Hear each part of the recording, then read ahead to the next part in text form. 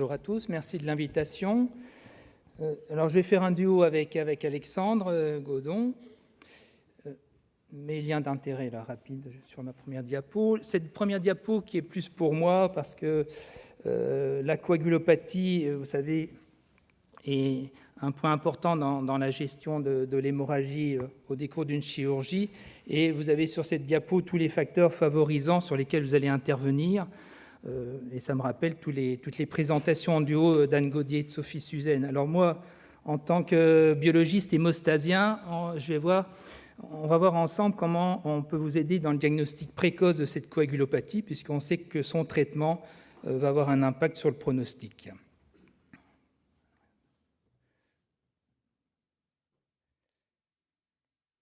Alors un premier exemple, c'est au niveau de la prescription des tests d'hémostase.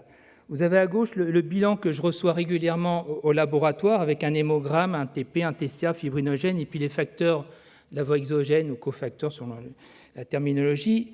Je vous ai mis le temps de réalisation sur l'automate et j'ai même fait des mesures cette semaine et c'est même pire que ça de temps en temps. Ça dépend un peu de la disponibilité de l'appareil. Vous voyez qu'on est à 20-30 minutes de temps de réalisation et si on se limite à l'hémogramme, au TP et au fibrinogène, en gros, en 10 minutes, on va pouvoir l'automate va pouvoir rendre des résultats. Donc déjà, optimiser, à mon avis, la prescription, on va la revoir ensemble.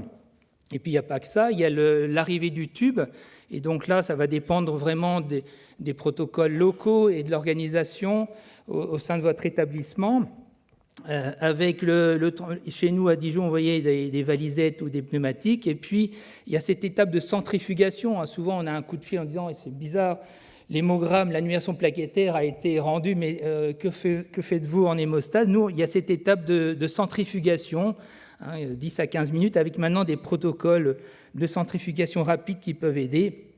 Et j'ai recontacté Isabelle Gouin-Thibault à Rennes qui a mis au point une filière urgence avec, vous voyez, un temps moyen de rendu de résultats, centrifugation comprise, autour du quart d'heure. Donc ça, c'est à revoir de votre côté. Et j'ai mis, il faut qu'il y ait un protocole avec le laboratoire et l'appel téléphonique en amont va également aider. On va attendre le prélèvement, on va libérer l'automate pour gagner du temps. Et puis sinon, il y a effectivement l'arrivée de ces tests de biologie délocalisés, on va en dire un mot. Alors sur le TandQuick, TP-INR, comme vous voulez, c'est pour moi en hémostase vraiment le test le plus fiable qui est peu ou pas sensible aux conditions préanalytiques, au prélèvement en particulier. C'est un bon marqueur de la fonction hépatique et c'est même un marqueur pronostic en réanimation avec un certain nombre de papiers. En dessous, j'ai mis attention parce qu'on est dans un contexte d'urgence, des prélèvements qui sont parfois difficiles, des tubes mal remplis, on peut avoir une amorce de coagulation, voire des caillots dans le tube, et les automates rendent un résultat qui peut être faux, entre guillemets, et c'est tout le travail de validation technique et biologique a posteriori avant de vous libérer le résultat, parce que souvent on nous dit c'est long, mais nos techniciennes vont prendre le temps de vérifier la qualité du prélèvement et de décanter le tube. Le TCA est vraiment un test très sensible aux conditions préanalytiques, donc je ne parle pas du bilan préopératoire, mais vraiment de la situation d'urgence. Et il y a le prélèvement, le garrot, si le patient a déjà une voie héparinée, et puis, comme le disait Virginie, il y a les interférences avec la CRP avec certains réactifs. Donc en fait, on va se retrouver avec des allongements ou des raccourcissements du TCA chez vos patients en urgence, en réanimation, qui sont artefactuels, et puis vous pouvez avoir même un TCA normal qui est la conjonction des deux. Donc pour moi, il n'y a pas d'information pertinente à attendre d'un TCA dans ce contexte d'hémorragie aiguë, et je vous propose de l'enlever. C'est ce qu'on essaie de faire à Dijon dans les services de réanimation et de soins intensifs. Après, sur le ratio, sur le seuil du TP, TCA et INR, alors j'ai repris quelques positions de sociétés savantes, avec au départ plutôt l'INR, avec un seuil à 1,5, et puis après on a vu arriver le ratio de temps de coagulation, le ratio du TandQuick. Je pense que personne ne regarde les temps en secondes. Et c'est vrai qu'en France, vous avez les recommandations suivantes. En France, c'est plutôt le TP avec ce seuil à 40% qui est mentionné dans plusieurs papiers, en particulier récents avec le Clio. Et puis, il y a une récente position de la Société européenne d'anesthésie, où là, ils nous disent un ratio de temps de quick élevé sans mettre de valeur. Alors, à Dijon, j'ai regardé un peu ce que ça donnait, ces histoires de TP, de ratio ou d'INR. Et vous voyez qu'on a évolué un petit peu au niveau des réactifs. On a maintenant des réactifs un peu plus sensibles, avec des temps de coagulation un peu plus longs, parce que le facteur ISIL lié au réactif se rapproche de 1.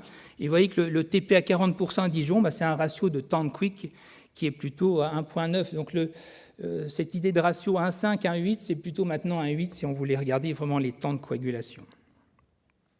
Alors, une droite de Tivol, c'est un souvenir de mes débuts en hémostase avec Thomas. Et puis c'est vrai que je faisais souvent faire ce travail aux étudiants pour avoir une idée du TP en pourcentage qui est à partir d'un temps en secondes avec une dilution, vous voyez, d'un plasma normal au demi, au tiers et au quart, et vous retrouvez après votre TP à 100%, 50, 33 ou 25%. Et vous voyez que le dernier point de gamme, il a du mal à être aligné parce qu'en fait, c'est l'impact du fibrinogène. Le plasma pool, il a un taux de fibrinogène normal autour de 3 grammes, et donc divisé par 4, on est en dessous d'1 gramme. Et donc c'est un élément important pour vous, chez vos patients qui ont un TP perturbé, attention au taux de fibrinogène en dessous de 1 gramme.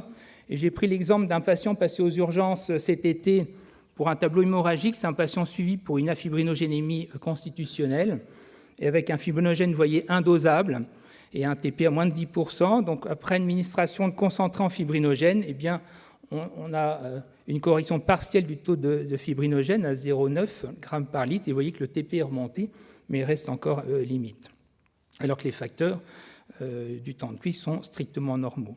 Alors le seuil décisionnel dans la littérature, il est de 1,5 g par litre sur même des papiers récents. Et c'est vrai que de temps en temps, on voit ce 2 grammes par litre, particulièrement en chirurgie cardiaque. Je pense que ça vient des tests viscoélastiques et de cette estimation de la concentration de fibrinogène. Alors à ce sujet, il y a un POC fibrinogène qui arrive sur le marché par Biocare Stago. Alors pour le moment, c'est toujours un souci, c'est que ces appareils arrivent rapidement sans études préalables. Et les seuls papiers que je vois en ce moment, c'est chez des patients qui ne sont pas en situation hémorragique. Donc, vous voyez que là, la corrélation peut être correcte, mais bon, on n'a pas beaucoup de valeur vraiment basse, et puis c'est des plasmas dilués. Donc, on n'est pas dans la vraie vie, et l'impact de l'hématocrite est important dans ces POC. Donc, j'espère que rapidement, nous aurons d'autres données pour valider l'utilisation de cet appareil dans cette situation aiguë. Et pour ces tests viscoélastiques ou élastométriques, j'ai repris l'histoire sur Dijon, où ça avance par vagues. Donc, on avait commencé avec le Rotem Delta, où il y avait du pipetage, donc il y avait toute la discussion de savoir si on mettait l'appareil au laboratoire ou en réanimation. C'est vrai qu'après, on a eu l'automate, avec toujours l'interprétation des tracés avec beaucoup de paramètres et la nécessité d'un algorithme qui était plus ou moins suivi. Et donc moi, j'étais un petit peu en perte d'intérêt jusqu'à l'arrivée maintenant d'une nouvelle génération d'appareils, en particulier le Cantra chez Biocare, qui plaît beaucoup à la jeune génération. Vous avez le tableau de bord qui ressemble presque à un jeu vidéo, avec des cadrans. Vous avez les valeurs normales qui sont facilement repérables avec, vous voyez, le tracé avec les bornes vertes. Et donc, c'est vrai qu'on se remet sur ce sujet sur Dijon, avec à nouveau un appareil qui arrive rapidement sans algorithme vraiment décisionnel bien validé, et ce qu'on peut regretter. Alors moi, j'insiste pour que cette installation se fasse en collaboration avec les biologistes, les hémostasiens, pour déjà se mettre d'accord sur des seuils et sur un algorithme décisionnel. Et puis, il y a toute la gestion quand même, tout le suivi, la gestion des contrôles de qualité. Et puis, c'est l'accréditation. Chez nous, COFRAC, il y a toute la formation et l'habilitation des personnes. Il y a beaucoup de personnes qui vont utiliser ce type d'appareil dans les services de réanimation. Je pense en partie aux internes. Alors, j'ai retrouvé ce papier du sous-comité de l'ISTH au sujet de ces tests. visco-élastométrique. Bref, avec déjà une idée de la performance analytique, c'est important avant d'utiliser un test de connaître un petit peu ces données biologiques, avec un CV qui va jusqu'à 15% au niveau des valeurs, ce qui est souvent ce qu'on retrouve dans ces tests de biologie délocalisée. Et puis vous voyez qu'il y a un exercice d'évaluation externe de la qualité, donc c'est un échantillon qu'on envoie. Alors c'est du sang trafiqué, hein, c'est sûr que c'est un sang reconstitué, donc il faut être prudent dans l'interprétation, mais NECAS nous aide dans cet exercice, et vous voyez que le CV peut être vraiment très important, quel que soit l'appareil utilisé. Alors une fois qu'on a dit ça, il y a des positions de l'ISTH qui me paraissent tout à fait intéressantes, avec, vous voyez, un niveau de recommandation pour la chirurgie cardiaque recommandée, suggest pour tout ce qui est transplantation hépatique, et pour les autres chirurgies, vous voyez, par manque de données vraiment fiables, eh bien, ce n'est pas recommandé. Et puis, il y a ce test en routine pour prédire le saignement, le risque hémorragique, vous voyez, non recommandé. Et c'est vrai que ça ne peut pas remplacer le bilan préopératoire. Je pense que cette diapo est importante parce qu'on voit beaucoup d'utilisation, beaucoup de publications en tout cas, qui sortent du domaine de l'hémorragie au décours d'une chirurgie. Alors, il y a des algorithmes décisionnels, c'est un peu petit, mais j'ai voulu le mettre parce qu'il y a quand même des sociétés savantes qui se sont positionnées pour nous aider à avoir des seuils, parce que vraiment, on a vu des chiffres qui ont circulé entre nous. Et puis, il y a l'étude Imotech française qui reprend également un algorithme qui est un peu différent de celui de gauche. Bon, c'est trop petit, vous ne voyez rien, mais ce n'est pas grave. Ce que je veux dire, c'est qu'il y a des documents qui existent, il faut les utiliser. Et nous, à Dijon, on est resté sur cet algorithme de l'étude Imotech. Avec cet équivalent de seuil fibrinogène autour de 2 grammes pour là on est en chirurgie cardiaque en situation hémorragique, avec l'utilisation du FibTem à 10 minutes. Et puis, la discussion autour de l'information concernant les plaquettes et les fonctions plaquettaires, avec, j'ai mis peu ou pas de sensibilité aux antiplaquettaires habituels, hein, donc effectivement, la piximab, heureusement, ça se voit, mais pour les restes... Et puis, il y a toute cette dysfonction plaquettaire de la CEC, où on a du mal à appréhender un petit peu le bénéfice de ces tests dans ce contexte. Alors, j'ai repris une méta-analyse relativement récente qui a fait le tri, parce qu'il y a énormément d'études publiées. Vous voyez, donc ils ont retenu 8 études et à peu près 1000 patients. Et effectivement, vous voyez qu'il y a un bénéfice sur la réduction de la transfusion, sur le saignement et la reprise chirurgicale. Mais dans ces papiers, on ne parle pas du fibrinogène, en particulier des plaquettes. Alors, moi, je reviens à une étude ancienne de Gerlinger en 2011, qui avait été beaucoup discutée à l'époque. Vous avez avant-après l'utilisation de ces tests visco-élastométriques. En rouge avant, en bleu après, vous avez une réduction des transfusions et vous voyez une petite augmentation de la transfusion de plaquettes et surtout de l'administration de fibrinogène ou de CCP ou ex-PPSB. Avec ce seuil FibTem qui était à 10 mm, donc celui qu'on retrouve assez régulièrement dans les papiers. Et puis une petite prudence dans l'interprétation du résultat après administration de concentré en fibrinogène. Vous avez 2 techniques de dosage au laboratoire, Stago et Siemens, Stago en chronométrie et Siemens en colorimétrie. Et vous voyez qu'avant-après, à gauche, on a une bonne corrélation avant passage des concentrants fibrinogènes, mais vous voyez que la corrélation est moins bonne après l'administration de concentrants fibrinogènes. Donc attention à l'interprétation une fois qu'on a commencé à compenser le taux de fibrinogène. Et puis donc on a cette nouvelle technologie qui arrive avec Cantra ou autre, qui est basée donc sur l'émission d'ultrasons, avec peut-être une exploitation plus approfondie de la formation du caillot et du rôle plaquettaire. Alors après, on arrive avec un appareil sans algorithme bien établi, bien validé. C'est toujours le problème de ces appareils qui arrivent rapidement. sans le travail préalable.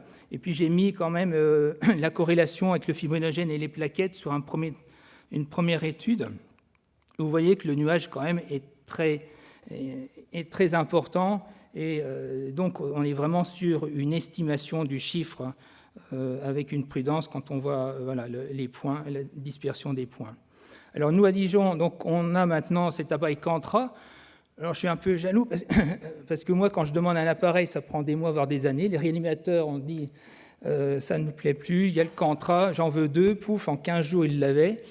Bon, vous avez de la chance, c'est pas comme ça pour moi.